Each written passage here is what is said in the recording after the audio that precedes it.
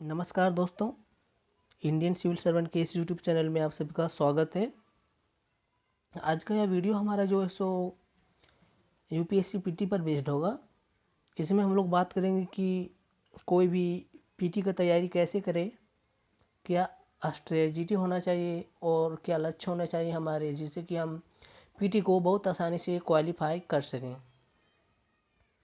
तो देखिए, हम लोग बात करते हैं कि पहले यूपीएससी पीटी का एग्ज़ाम कौन दे, मतलब कितने सालों की प्रिपरेशन होनी चाहिए और कितने सालों की प्रिपरेशन करें कि हम यूपीएससी पीटी का एग्ज़ाम दें, या फिर बोलें तो एग्ज़ाम देने चले जाएं और एग्ज़ाम दें। तो देखिए, इसमें बात करें कि आपने अगर 1 सालों की या फिर बोलें तो 1 साल से प्लस की तैयारी की है तो आप पीटी का एग्ज़ाम ज़रूर दीजिए और इसमें आपको डरने की कोई बात नहीं है।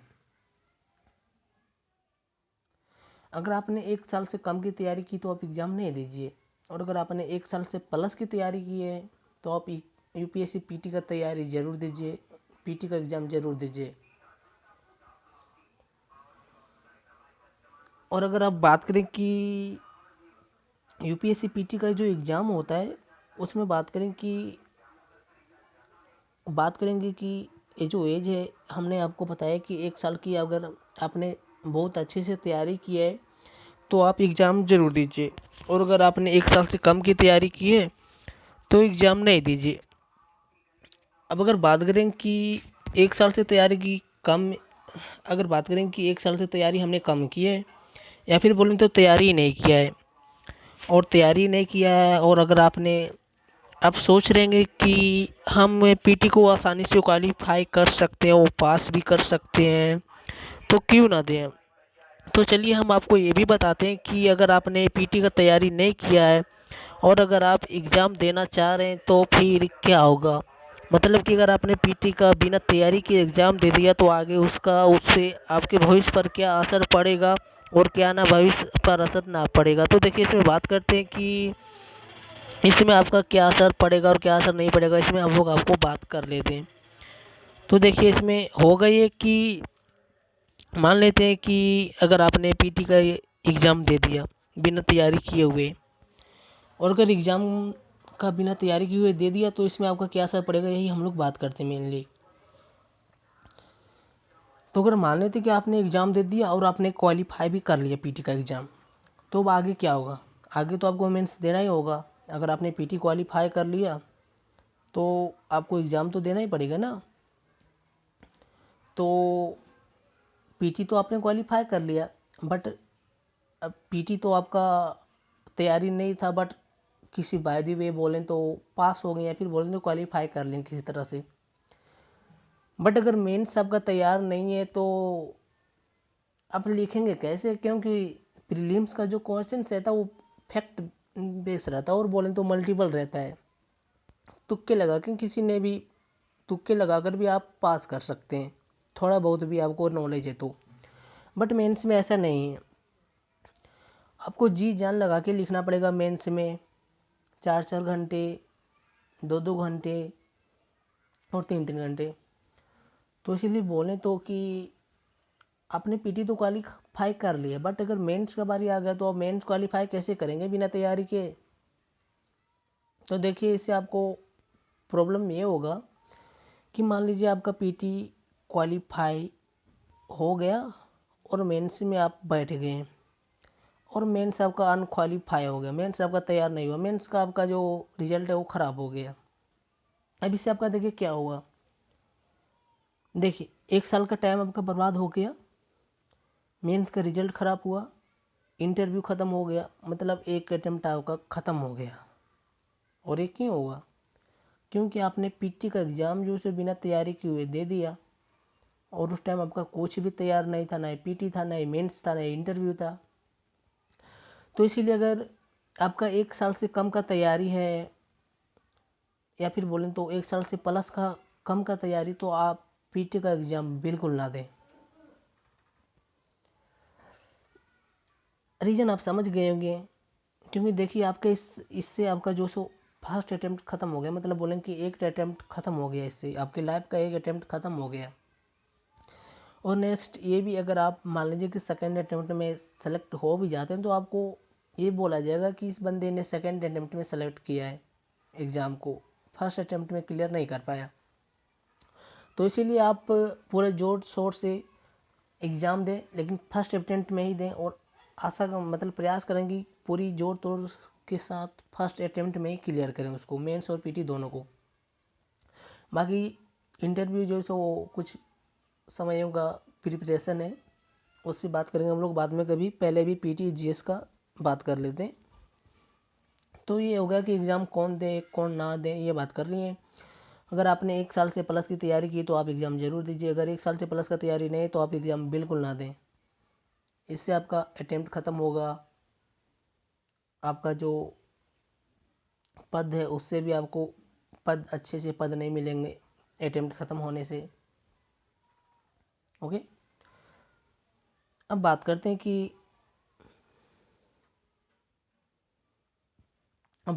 कि जो पीटी का एग्ज़ाम है उसमें जो सो कैटेगरी वाइज बोलें तो क्या कट ऑफ होते हैं, लगभग हर साल की कट ऑफ लगभग क्या होती है। तो उसमें देखिए हम लोग पहला बात करते हैं जनरल वालों को कैटेगरी क्या होता है। ओके, तो देखिए इसमें जनरल वालों को कैटेगरी होता है, वो हर साल के कट ऑफ का बात करें लगभग, तो इसमें देखिए आपका 100 से 105 के बीच में जनरल वालों का कट ऑफ होता है लगभग। तो जनरल का जो कट ऑफ हर साल का लगभग आप देखिएगा तो इसमें 100 से 105 के बीच में रहता है। अब अगर बात करेंगे कि ओबीसी वालों को कट ऑफ हर साल क्या रहता है, तो देखिए ओबीसी वालों को कट ऑफ जो है सो इसमें 108 से, इसमें ओबीसी को कट ऑफ 108 से 112 के बीच में ही रहता है। ओके,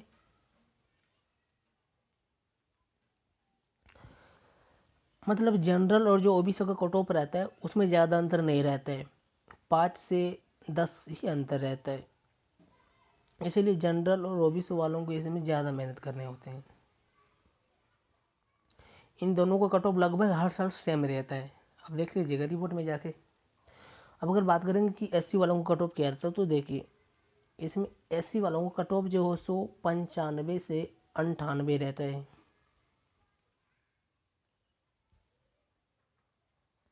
ओके, और बात करेंगे कि एसटी वालों को कट ऑफ, तो देखिए एसटी वालों को कट ऑफ जो है सो 90 से 95 रहता है। मतलब एससी एसटी का भी कट ऑफ जो है उसमें 3 से 4 का अंतर रहता है, ज़्यादा अंतर नहीं रहता है। सिर्फ ओबीसी और जनरल वालों का कट ऑफ उसमें भी लगभग सेम रहता है। तो ये कट ऑफ का बात तो हो गया कि कट ऑफ क्या रहता है यूपीएससी पीटी का। अब अगर नेक्स्ट बात करेंगे कि इसमें जो पीटी है उसमें आपको क्वेश्चंस कितने मिलते हैं और कितने टाइम मिलते हैं, तो देखिए इसमें आपको टोटल 100 क्वेश्चंस मिलते हैं। और बात करें टाइम, तो इसमें आपको 120 मिनट का टाइम मिलता है, यानी 2 घंटे की टाइम आपको दिया जाता है। 2 घंटे में आपको 100 क्वेश्चन अटेम्प्ट करने हैं। आप 100 क्वेश्चन अटेम्प्ट करें या फिर 10 करें या 1 करें, आपको टाइम 2 घंटे मिलेंगे। तो ये हो गया टाइम और अटेम्प्ट का बात। अब अगर बात करेंगे कि इसमें जो नेगेटिव मार्किंग का फार्मूला होता है उसमें कैसे होता है और कैसे समझें उसको, तो देखिए हम नेगेटिव मार्किंग का जो फार्मूला होता है यूपीएससी पीटी जीएस का, उसको भी समझने का कोशिश करते हैं थोड़ा। तो देखिए मान लेते हैं कि आपने इसमें से एक करेक्ट क्वेश्चन किया, मतलब एक क्वेश्चन आपने सही किया, तो उसमें आपको 2 नंबर मिलेंगे। ओके, और मान लेते हैं कि आपने एक क्वेश्चन गलत कर दी, तो इसमें से आपको 0.66 नंबर माइनस कर लिए जाएंगे। मतलब आपने एक क्वेश्चन सही किया तो आपको 2 नंबर मिल गया, बट अगर बाय द वे आपका एक क्वेश्चन गलत हो गया तो आपका 0.66 नंबर काट लिया जाएगा। और अगर आपने एक भी क्वेश्चन सही नहीं किया तो आपका नंबर आएगा माइनस में सब, यानी नेगेटिव मार्किंग में आपका सब नंबर आएगा -100 नंबर, -200 नंबर, ऐसे जितना क्वेश्चन आप गलत करेंगे उसी हिसाब से आपका जोड़ के नंबर में नेगेटिव में दिया जाएगा। तो ये नेगेटिव मार्किंग का फार्मूला थोड़ा सा और डिटेल में इसको समझते हैं। देखिए, मान लेते हैं कि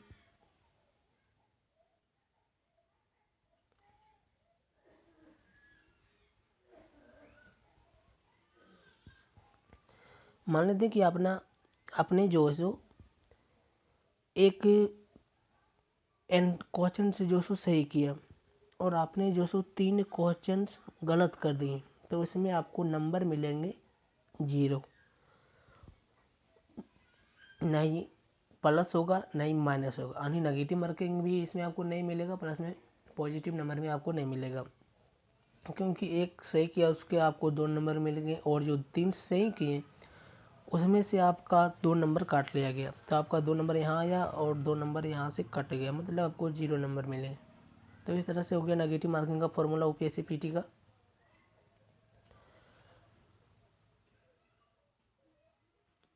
अब चलिए नेक्स्ट हम लोग बात करते हैं कि ये तो हो गया कि हमारा नेगेटिव मार्किंग का फॉर्मूला क्या हो गया। अब बात करेंगे कि आपको इसमें से कितने क्वेश्चंस अटेम्प्ट करने चाहिए लगभग हर बच्चे को।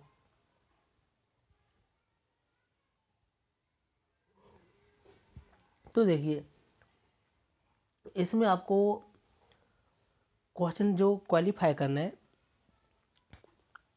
इसमें से 56 क्वेश्चन ऐसे हैं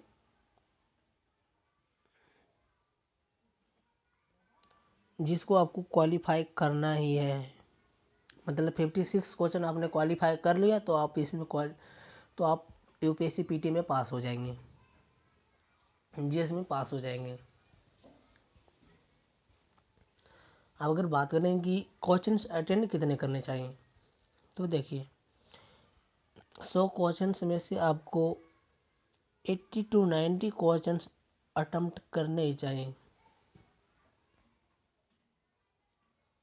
मतलब अगर आपने 80 क्वेश्चंस तक अटेम्प्ट कर लिया है तो आप बहुत अच्छे से पढ़े हैं। और अगर आपने 80 क्वेश्चंस तक अटेम्प्ट नहीं किया है तो इसका मतलब ये हुआ कि आपका तैयारी सही नहीं था, या तो बोलें तो कि आप तैयार नहीं थे एग्ज़ाम के लिए और आप ज़बरदस्ती जाके वहाँ पे बैठ गए कि चलो देखते हैं कि एग्ज़ाम कैसा है नहीं है, इसी बहाने घूम भी लेंगे। तो ये हो गया उसका जो जिसका तैयारी नहीं हुआ है। अगर जिसका तैयारी सही से है तो वो बंदा 80 to 90 क्वेश्चन अटेम्प्ट करता ही है। तो ये हो गया अटेम्प्टेड क्वेश्चन की बात की कितना क्वेश्चन को अटेम्प्ट करें और कितना क्वालिफाई करें। तो हमने बता दिया कि अगर आप 56 क्वेश्चन अटेम्प्ट कर लेते हैं सही सही वाला तो आप क्वालिफाई कर जाएंगे। और अगर बात करेंगे कितने क्वेश्चन को टच करना चाहिए, तो देखिए इसमें आपको 80 to 90 क्वेश्चन टच करने ही चाहिए। ओके, ये तो हो गया कि हमारा कितने क्वेश्चंस अटेम्प्ट करने चाहिए, कितने नेगेटिव मार्किंग का फॉर्मूला क्या होता है, कट ऑफ क्या होता है, एग्ज़ाम किसको देना है। अब बात करेंगे कि टारगेट का सेगमेंट होता है वो क्या होता है, मतलब हर सब्जेक्ट वाइज से कितने नंबर्स कितने क्वेश्चंस हर साल लगभग आते हैं, उस पर बात करेंगे हम लोग कि हर साल कितने सेगमेंट से कितने क्वेश्चंस आ रहे हैं। तो देखिए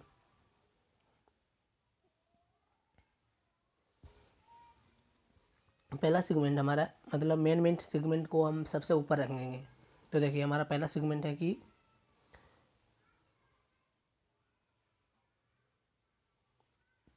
पहला सेगमेंट है हमारा करंट अफेयर्स का। और करंट अफेयर्स में हर साल 30 क्वेश्चन आते ही आते हैं।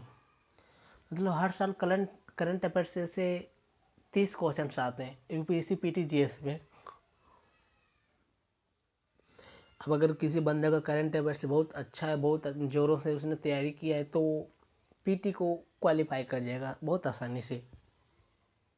ओके, अब नेक्स्ट सेगमेंट हमारा है कि जियोग्राफी का। तो देखिए नेक्स्ट सेगमेंट हमारा जियोग्राफी है और इसमें हर साल 10 क्वेश्चन आते हैं, 10 से 12, 8 से 10 इसी के बीच में रहता है हर साल। देख लीजिएगा आप पेपर में, या तो 10 से 12 हो जाएगा या तो 10 से 8 हो जाएगा, बस यही दो का अंतर रहेगा इसमें। ये तो हो गया जियोग्राफी का बात। अब थर्ड सेगमेंट पे हम लोग बात करें तो देखिए, थर्ड सेगमेंट पे हमारा है सो इन्वायरमेंट एंड इकोलॉजी है। इन्वायरमेंट एंड इकोलॉजी है, और इन्वायरमेंट इकोलॉजी में हमारा हमारा जो सो हर साल 15 क्वेश्चंस आते हैं। ओके, इन्वायरमेंट और इकोलॉजी, ये जो इन्वायरमेंट एंड इकोलॉजी है ये ज्योग्राफी का ही पार्ट है, ध्यान में रखिएगा, ये कोई अलग टॉपिक नहीं है। अब देखिए, सिर्फ ज्योग्राफी से कितना क्वेश्चंस हो गया हमारा, यहाँ हो गया 10 क्वेश्चंस। 10 क्वेश्चन ज्योग्राफी से हो गया और 15 क्वेश्चन हो गया हमारा इन्वायरमेंट इकोलॉजी से, मतलब टोटल 25 क्वेश्चन ज्योग्राफी से हो गया और करंट अफेयर से 30 क्वेश्चन।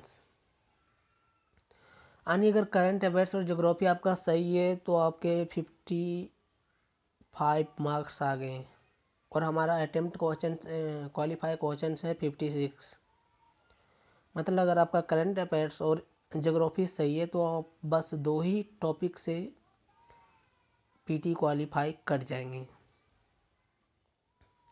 इसलिए ज़रूरी है कि करंट अफेयर्स को हर कोई मजबूत रखे। करंट अफेयर्स सेगमेंट जो है सो बहुत ज़रूरी है हर चीज़ में। जैसे हो गया आपका पीटी के लिए तो है ही, मेंस के लिए भी है, इंटरव्यू के लिए भी है, करंट अफेयर्स तीनों सेगमेंट में आपका काम करेगा। इसलिए ज़्यादा ज़रूरी है कि करंट अफेयर्स को आप बहुत ज़्यादा तजर्बा दें और करंट अफेयर्स पर बहुत ज़्यादा टाइम दें। इससे आपका तीनों एग्ज़ाम क्रैक हो रहा है। देखिए मतलब तीनों जो सो क्वालिफाई हो रहा है, पीटी भी हो रहा है, मेंस भी हो रहा है, इंटर भी हो रहा है। सब पे बात करेंगे। अभी पहले हम बात कर लेते हैं पीटी पर ही, फिर मेंस पर भी बात करेंगे कि मेंस में जो करंट अफेयर्स के क्वेश्चन है वो कैसे आते हैं और कितने आते हैं और कहाँ से आते हैं, और इंटरव्यू में कैसे आते हैं और कहाँ से आते हैं। अभी हम सिर्फ पीटी का बात कर रहे हैं।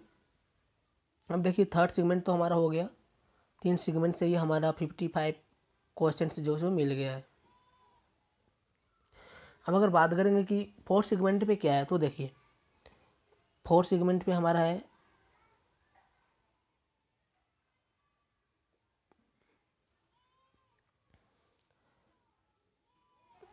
फोर्थ सेगमेंट पे हमारा यही है कि जो फोर्थ सेगमेंट में हमारा हिस्ट्री है। ओके, हिस्ट्री प्लस आर्ट और कल्चर, और इसमें आपके क्वेश्चंस हर साल आते हैं 15 क्वेश्चंस। कभी कभी 17 हो सकता है, कभी कभी 12 हो सकता है, कभी कभी 15, बस यही रहेगा आसपास में 15 क्वेश्चंस हर साल इतने रहते हैं।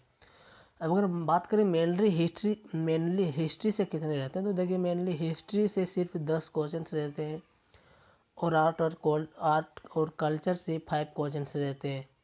ओके, टोटल 15 क्वेश्चन रहते हैं हिस्ट्री से, तो इसीलिए हिस्ट्री सेगमेंट भी बहुत जरूरी हो जाता है।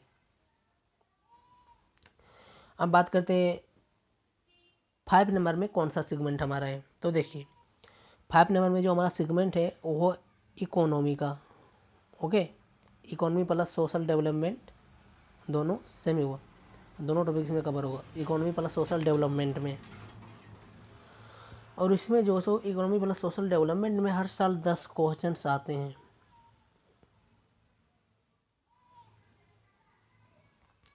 10 क्वेश्चंस हर साल आते हैं इकोनॉमी प्लस सोशल डेवलपमेंट से।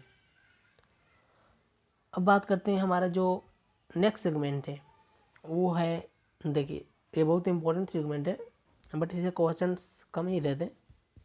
देखिए 6 नंबर हमारा सेगमेंट है, पॉलिटी हो गया, कॉन्स्टिट्यूशन हो गया, संविधान हो गया, और जो यही हो गया, मतलब सीधा सिंपल फंडों में बोले तो पॉलिटी हमारा हो गया। इसमें सब आ जाएगा आपका, आर्टिकल्स हो गया, संविधान हो गया, राज्य व्यवस्था हो गया, शासन नीति हो गया।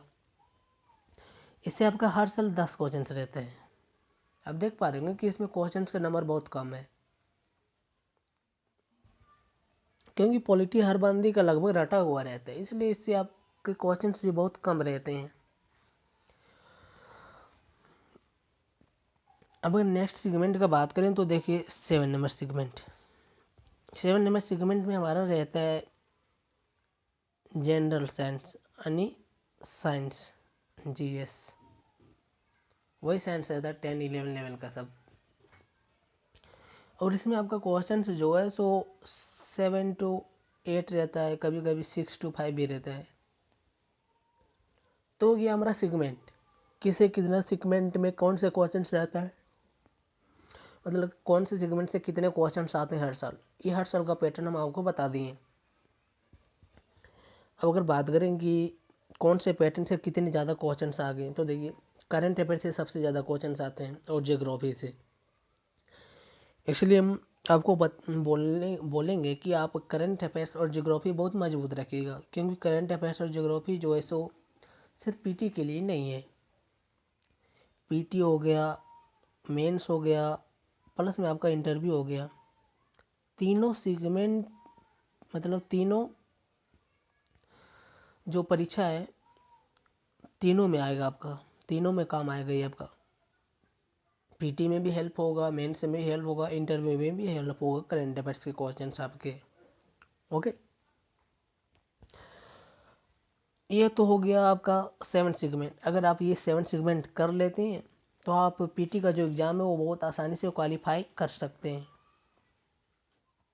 ओके, अब अगर बात करें कि इनमें इन 7 सेगमेंट में से आप अगर इग्नोर करना चाहें तो कौन से सेगमेंट को इग्नोर करें या फिर कौन से सेगमेंट को छोड़ सकते हैं, तो देखिए इसमें से आप अगर मेनली बात करें तो जीएस का सेगमेंट जो है सो जीएस का सेगमेंट जो है सो उसको छोड़ सकते हैं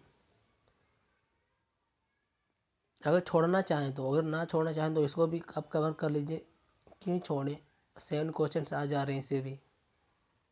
बड़े करो बंदा बोले कि कोई सेगमेंट छोड़ना चाहें तो किसको छोड़, तो देखिए इसमें आप इसी को छोड़िए, क्योंकि इससे आपका सिर्फ पीटी में ही क्वेश्चन रहता है, मेंस में भी नहीं रहेगा, इंटर में भी नहीं रहेगा, सिर्फ पीटी में भी रहेगा, वो भी 4 से 5 क्वेश्चन रहेंगे, 7 क्वेश्चन 5 से 7 के बीच में ही रहेगा जितना रहे। इसलिए अगर ना भी पढ़ना तो आप इस सेगमेंट को साइड कर सकते हैं। बाकी जो 6 सेगमेंट है बता देता हूँ ना मैं आपको। 6 सेगमेंट में क्या क्या, देखिए करंट अफेयर्स है, ज्योग्राफी है, इन्वायरमेंट इकोलॉजी है, हिस्ट्री कल्चर है, इकोनॉमी है, पॉलिटी है, बस 6 सेगमेंट। ये 6 सेगमेंट वो आप कंप्लीट कर लीजिएगा। बाकी आप प्रीलिम्स का जो जीएस है, पीटी, वो आसानी से क्वालिफाई कर जाएंगे। और जो अब अगर बोलेंगे कि क्या पढ़ें और क्या ना पढ़ें प्रीलिम्स में, मतलब यूपीएससी प्रीलिम्स का जो पीटी है उसमें क्या पढ़ें और क्या ना पढ़ें, तो देखिए इसमें भी थोड़ा बात कर लेते हैं हम लोग। पहले बात करते हैं कि क्या क्या, देखिए बोलते हैं कि बोलेंगे कि हिंदू,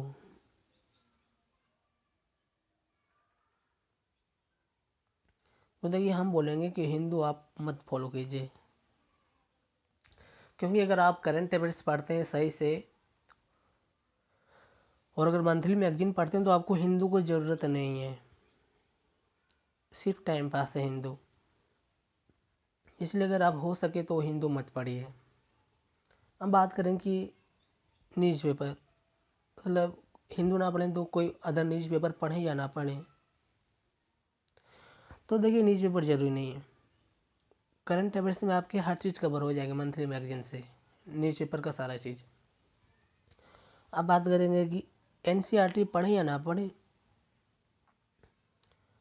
तो देखिए ये पर्सनल चॉइस है।